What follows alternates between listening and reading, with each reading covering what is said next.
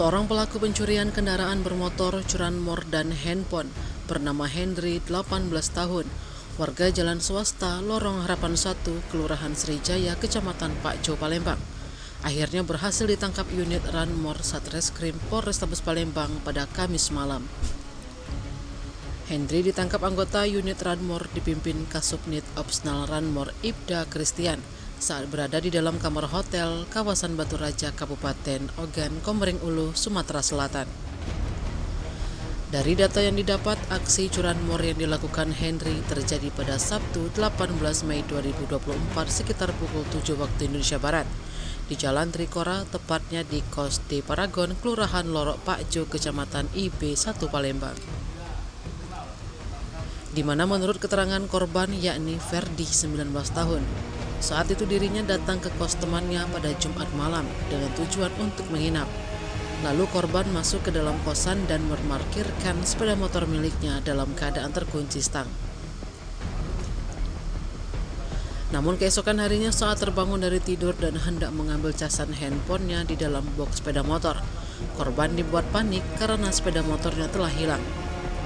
Atas kejadian tersebut, korban mengalami kerugian 1 unit sepeda motor Yamaha Aerox BG 6775 AEW dan melapor kejadian ini ke Polrestabes Palembang. Selain mengamankan pelaku, lanjut Ibtu Jane, anggotanya juga mengamankan barang bukti berupa 1 unit sepeda motor Yamaha Aerox warna hitam dengan nopol BG 6775 AEW tahun 2024 milik korban yang dicuri pelaku.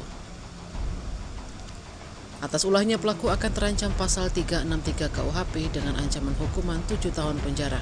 Atas ulahnya pelaku akan terancam pasal 363 KUHP dengan ancaman hukuman 7 tahun penjara. Yang sepeda motor. Jadi modus daripada pelaku ini dia kenal bukan kenal dekat dengan korban.